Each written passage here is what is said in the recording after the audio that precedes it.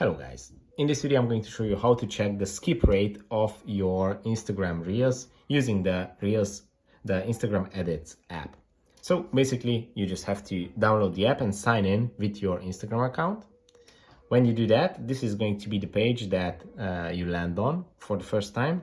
And to check out the skip rate of your Reels, you have to move to the last page, which is going to be in the bottom left corner of the screen, bottom right, sorry.